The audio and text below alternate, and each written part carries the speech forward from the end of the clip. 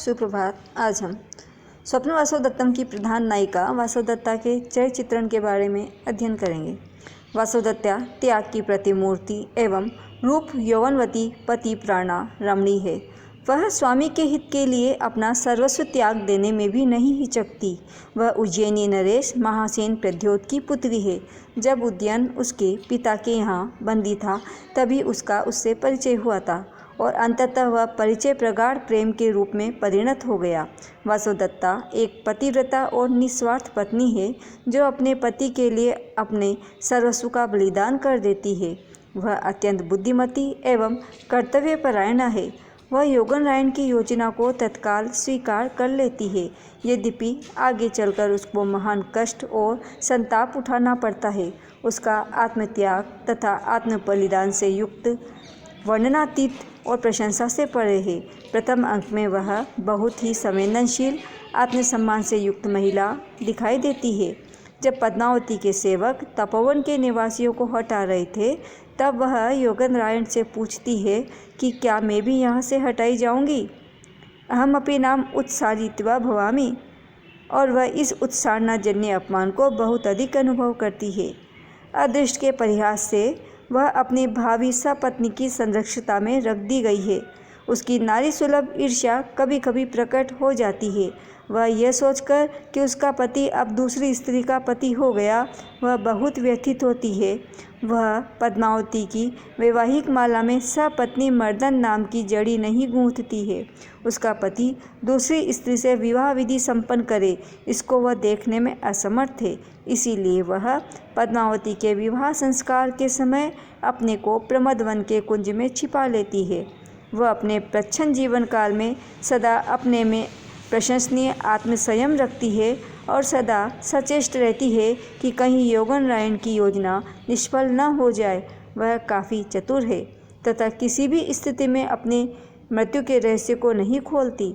माधवी कंज में वह अपने पति के मुख से प्रेमाभिव्यंजना को, जो कि वासवदत्ता बद्धम न तावन में मनोहरति, चुपके से सुनकर वह अलौकिक आनंद का अनुभव करती है और वह कह उठती है कि दत्तम वेतमस्य परिखेदस्य अहो अज्ञातवासोपि अत्र बहुगुण संपद्यते।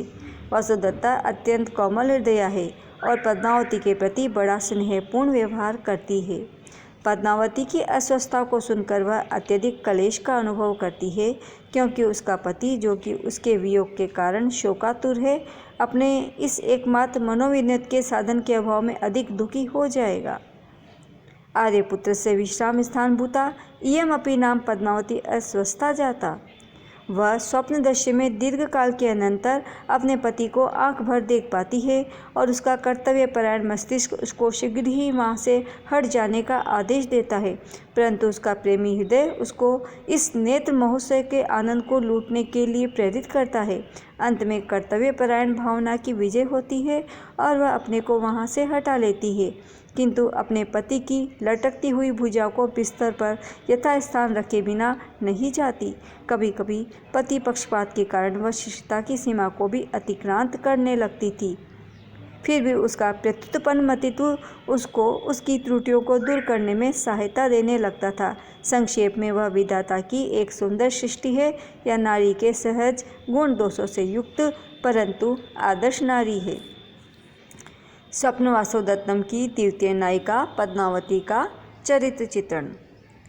पद्मावती मगध नरेश दर्शक की भगिनी थी, इसीलिए वह मगध के राजा अजातशत्रु की कन्या थी। वह बहुत ही धर्मप्रिया, प्रतिज्ञापालिनी एवं उदार हृदया राजकुमारी है।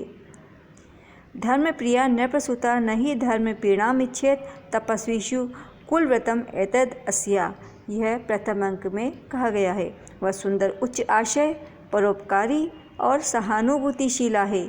वह दान की घोषणा करती है और जब उसका प्रतिहारी योगनारायण की अपनी बहन को अर्थात वासवदत्ता को न्यास रूप में राजकुमारी की संरक्षिता में रखने की याचना को स्वीकार कर लेने से हिचकता है तो वह अपने प्रतिहारी को उसकी याचना स्वीकार कर लेने के लिए आदेश देती है, क्योंकि अपनी प्रतिज्ञा को घोषित करके उसके पालन से विमुख होना उसकी दृष्टि में उचित नहीं है।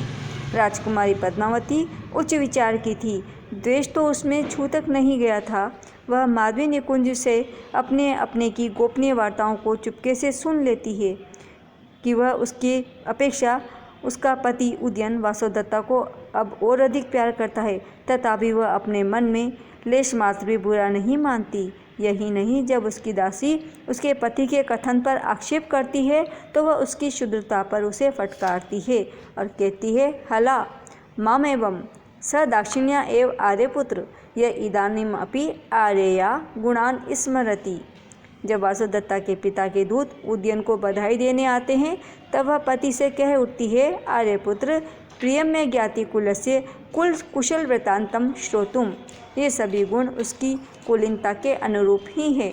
विदूषक के शब्दों में तत्र भवती पद्मावती तरुणी दर्शनीया अकोपना अनअहंकारा मधुरवाक् सदाक्षिण्या च अयम अपरो महान गुणः स्निग्धेन भोजनेन माम प्रत्युद्गच्छति। जब पद्मावती राजा को समर्पित किए गए चित्रफलक को देखती है तो वह वासुदत्ता के चित्र को प्रणाम करती है। जब अवंतिका यथार्थ वासुदत्ता के रूप में प्रकट होती है तब वह तत्काल ही उसके चरणों में गिर पड़ती है और उससे क्षमा याचना करती है। ये सभी उसकी प्रशंसनीय प्रकृति का परिचय देते हैं। उसने अवंतिका के प्रति सदा प्रिय सखी का व्यवहार किया, न कि अपने आश्रित जन या अनुचर का। उसका चरित्र निष्कलुष है। इस शताब्दी के नारी जगत में कदाचित ही उसकी कोई समता का सानी कर सके। धन्यवाद।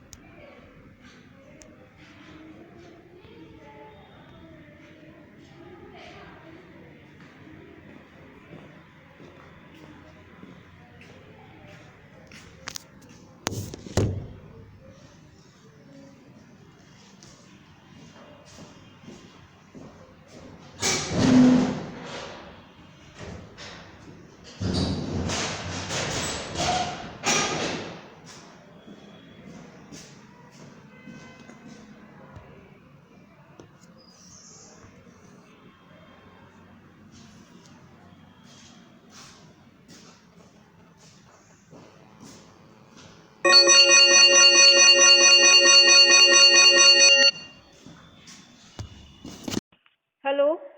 हाँ वंदना, गुड मॉर्निंग। हाँ, गुड मॉर्निंग। हाँ वंदना, क्या प्रगति है? मैम मैं इनके पास जा रही हूँ। अनिल पारिक 11 बजे बैठ जाते हैं ना विंडो पे, तब उनके पास ही जा रही हूँ अभी। और बाकी लोगों को भी यूज करो। हाँ ठीक है मैम। है ना। और हाँ। एक चीज वंदना, हाँ। कि अपन ने जो हेड से इंफॉर्मेशन मांगी है उसका परफॉर्मर तुम्हारे पास भी होगा। बहुत सारी इंफॉर्मेशन मत मांगना रिपीटेडली, जो ऑलरेडी अपन मांग चुके हैं। अच्छा ठीक है। ठीक है ना। हेड हाँ। से अपन ने मांगी है ना जो हाँ। डिटेल्स, वो तो परफॉर्मा है ना, तुम्हारे भी डिपार्टमेंट को प्रेजेंट करना है अभी 15 तक 16 तक। हाँ। है ना। वो वाली मत मांगना रिपीटेड। अच्छा। वो निधि के पास इकट्ठी होंगी, उससे ले लेना। हाँ। ठीक है ना। रिपीट मत करना, जो इन्फॉर्मेशन अपन मांग चुके हैं हाँ वो नहीं रिपीट करेंगे। ठीक है। ठीक है ना। और मेरे हाँ। को सर को अभी प्रेजेंट करना है रिपोर्ट। हाँ। सर पूछ रहे थे, बता दूंगी। ठीक है।